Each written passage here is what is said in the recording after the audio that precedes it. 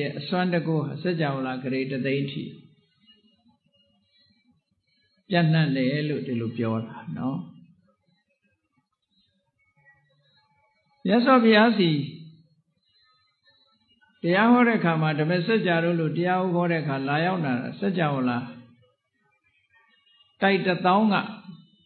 နတ်မြတ်မှာအပေါင်းရောက်ရှိပြီးတရားနာတယ်လို့ဆိုစัจ java လာ1000ကနေလာပြီးနာကြတယ်အဲ့တော့လောကဓာတ်ဆိုတာအမတန်မှကျယ်ဝန်းတယ်မြတ်စွာဘုရားနဲ့ပတ်သက်ပြီးတော့အတိုင်းတာ3ရက်တနည်းအားဖြင့်ပြောရင်ခိတ္တဆိုတာဖီးပေါ့နယ်ပယ်ကြီး3ခုဇာတိခိတ္တအာနာခိတ္တဝိတယခိတ္တလို့ခိတ္တ3မျိုးရှိတယ်မြတ်စွာဘုရားမွေးဖွားတဲ့အခါမှာဖွားတော်မူတဲ့အခါမှာမြင်ကလျင်တုံဟိပေးခြင်းဖြင့်ကောင်းကြီးဩဘာပေးတဲ့စัจ java လာနယ်ပယ်ကြီးတစ်ခုဇာတိခိလို့ခေါ်တယ်အာနာခိဆိုတာမြတ်စွာဘုရားရဲ့တရားဓမ္မတွေပြန့်နှံ့ပြီးတော့တည်ရှိတဲ့စัจ java လာဂရေတသိန်းအဲ့ဒါဟာအာနာခိဝိတယခိဆိုတာမြတ်စွာဘုရားကအာယုံပြုတ်ပြီးတော့ကြည့်လို့ရတာဒါကြတော့အတိုင်းအတာမရှိဘူးတဲ့အဲ့တော့တသိန်းမကရှိတယ်ဆိုတဲ့အဓိပ္ပာယ်ကိုပြောတာနော်အနန္တစัจ java လာဆုံးသာမရှိဘူးဒါပြောဒီလောကကြီးဆိုတာအဆုံးမရှိဘူးတဲ့ဩကာသလောကကြီးဟာဒီလောကကြီးရဲ့အဆုံးကိုဘယ်တကူရှင်မလျှောက်လန်းသွားခြင်းဖြင့်အဆုံးကိုတွေးရှိနိုင်မှာမဟုတ်ဘူးသွားလို့ရှိရင်လည်းရောက်မှာမဟုတ်ဘူးအဆုံးကိုလည်းတွေးမှာလည်းမဟုတ်သို့သော်မြတ်စွာဘုရားကဒီသုတ်တံမှာလောကရဲ့အဆုံးသို့ရောက်ရှိခြင်းလို့ဟောထားတာရှိတယ်လောကံတကူလောကရဲ့အဆုံးကိုရောက်တယ်အဲ့လိုရောက်ရှိတဲ့လောကကဘာလောကလဲဆိုတာတော့သိဖို့လိုတယ်ပေါ့သို့သော်လောကလူတွေကလောကရဲ့အဆုံးကိုသွားဖို့ကြိုးစားကြတယ်အမတန်မှစွမ်းအားကြီးတဲ့တကိုးရှိတဲ့ပုဂ္ဂိုလ်တွေဟာစัจ java လာကြီးဘလောက်ကျယ်သလဲဆိုတာစူးစမ်းခဲ့ကြတာနော်သိပ္ပံဆရာတွေကမှန်မြောင်းကလေးနဲ့ဒုံမြန်ကလေးလွတ်တင်ပြီးတော့ချိုရုတွေလွတ်တင်ပြီးတော့ဒီကနေ့ခေတ်မှာစัจ java လာအကြောင်းအာဂါသအကြောင်းလေ့လာနေကြတယ်ရှင်းတုန်းကသမထကျင့်စဉ်တစ်ခုကိုအောင်မြင်ပေါက်ရောက်ပြီးကဘာအနှံ့ခြေဆန့်နိုင်တဲ့စွမ်းအားတွေကောင်းကင်ကနေပြီးတော့ပြန်တန်းလိုရာစခန်းကိုပြန်တန်းနိုင်တဲ့စွမ်းအားတွေရှိတဲ့တကူရှင်တွေကလည်းပဲစัจ java လာအဆုံးကဘာရဲ့အဆုံးဆိုတာကိုသူတို့လည်းပဲသိချင်ကြတာပဲစူးစမ်းခဲ့ကြတယ်အဲ့ဒီစူးစမ်းခဲ့တယ်ဆိုတာအင်္ဂုတ္တရနိကေမှာရောဟိတတသုတ်ဆိုတာရှိတယ်ပေါ့အားလုံးသိချင်အဲ့ဒီသုတ်ကိုဖတ်ကြည့်လို့ရတယ်ရောဟိတတသုတ်ဆိုတာရှိတယ်အဲ့ဒီရောဟိတတသုတ်ဆိုတာအင်္ဂုတ္တရနိကေမှာလည်းပါတယ်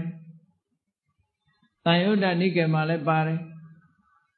စိတ်ဝင်စားဖွယ်ရကောင်းတာတော့အဲ့ဒီရောဟိတတသုတ်သူ့ဆက်ကြောင်းကဘလို့ပေါ်လာတော့ဆိုမြတ်စွာဘုရားကတာဝတိပြည်ဇေရဝံကျောင်းမှာသတင်းသုံးနေတဲ့အချိန်နတ်တွေကမြတ်စွာဘုရားစီလာလို့ရှင်သကောင်ကြော်မှလာလေးရှိတယ်။ဘာဖြစ်လို့တော့ဆိုလူတွေအလုံးအိတ်တဲ့အချိန်သကောင်ကြော်သွားပြီဆိုလို့ရှင်လူတွေကအလုံးအိတ်မောကျသွားဟိုးအထက်နတ်တွေကလူတွေရဲ့အနံ့ကိုမခံနိုင်ဘူးတဲ့သူတို့အနံ့တွေက different ပေါ့မတူတဲ့အနံ့တွေရှိနေတယ်ဒါကြောင့်မို့သူတို့နှာခေါင်းနဲ့မရင်ဘူးဟုတ်တော့ဟုတ်เสียရှိတယ်ဘုန်းကြီးတို့တွေတိရစ္ဆာန်ယုံသွားကြည့်လိုက်လို့ရှိရင်တိရစ္ဆာန်တွေရဲ့အနံ့တိရစ္ဆာန်ယုံတွေကတိရစ္ဆာန်တွေရဲ့အနံ့မခံနိုင်တော့ဘူး ဟုတ်ကဲ့လားတိရစ္ဆာန်တွေရဲ့အနံ့လူကမခံနိုင်သို့တော့တိရစ္ဆာန်တွေကတော့အဲ့ဒီအနံ့ကိုမှွေးနေကြမှာပဲသူတို့အချင်းချင်းကြတော့လူတွေကမခံနိုင်ဘူးလေအဲ့တော့လူရဲ့အနံ့ကိုနတ်တွေကမခံနိုင်ဘူးဆိုတာဒါသဘာဝတော့ကြာကိုယ်နဲ့မတူတဲ့အနံ့လူအနံ့တောင်မှပဲတဦးနဲ့တူမတူ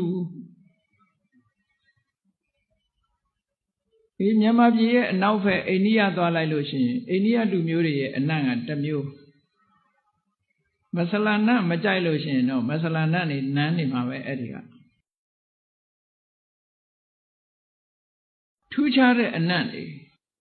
ဟိုရှိဘက်သွားလို့ရှိရင်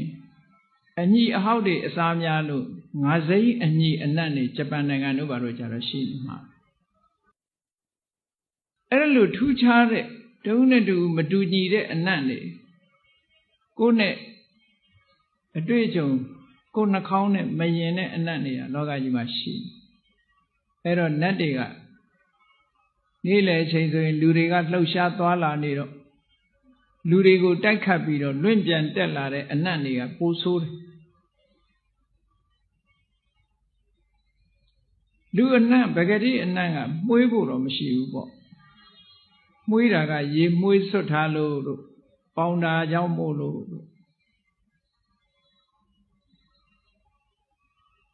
အာဂန္တုကလို့ခေါ်တယ်ပန်းရဲ့ယနံ့တို့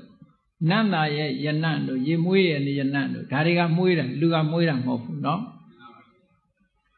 အဲ့ဒါကိုလူကပေါင်းစားလိုက်တဲ့အခါကျတော့လူတွေမှာမျက်စိလဲသွားပြီးလူကမွေးတယ်လို့ထင်နေကြတယ်တကယ်ကလူနာကမမွေးဘူးတဲ့အဲ့ဒါကြောင့်မို့လို့လူတွေရဲ့အနံ့ကိုနတ်တွေကမခံနိုင်ဘူးနေ့စဉ်မှာလူတွေကလှုပ်ရှားသွားလာနေတော့အနံ့တွေကတထောင်ထောင်ထအဲ့ဒါကြောင့်မို့လို့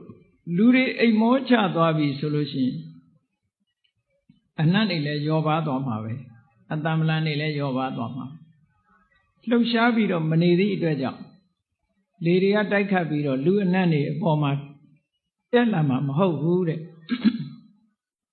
ဒါကြောင့်မို့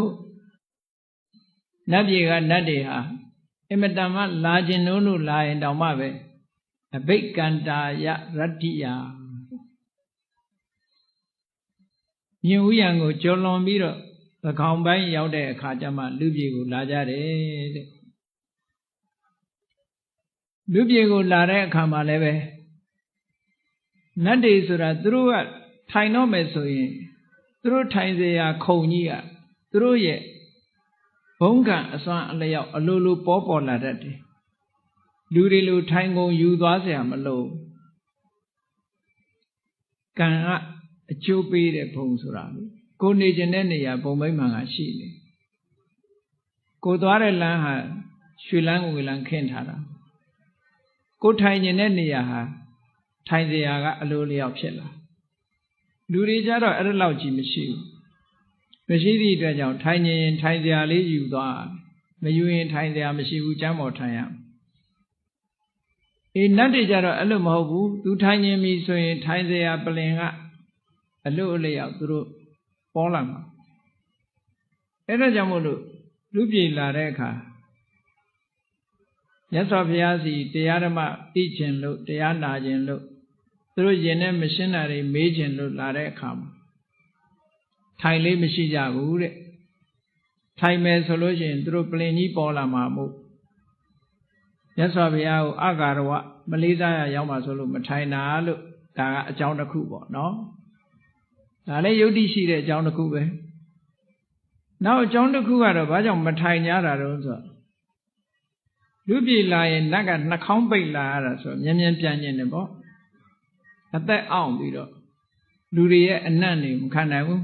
မြန်မြန်ပြန်ကျင်တယ်မြန်မြန်ပြန်လို့ရတဲ့ဣရိယာပုကမတ္တယထာပို့ပြီးမြန်မြန်ပြန်လို့ရတယ်ပေါ့ထိုင်နေလို့ရှိရင်ဟုတ်လားထိုင်ရအောင်မယ်ထိုင်ပြီးတော့ထားရအောင်မယ်ဆိုတော့နှေးကွေးတယ်ပေါ့အဲ့တော့မတ္တယပြီးနေလိုက်လို့ရှိရင်ပြန်ကျင်လဲထပြန်သွားလို့လွယ်တာပေါ့သို့တော့နတ်ကတော့လမ်းလျှောက်ပြန်တာတော့မဟုတ်ဘူးဘွားကနေပေါ်လာပြီးပြုတ်ခနဲ့ပျောက်သွားတာသူတို့တဏှာနဲ့တဏှာရွှေ့တဲ့အချိန်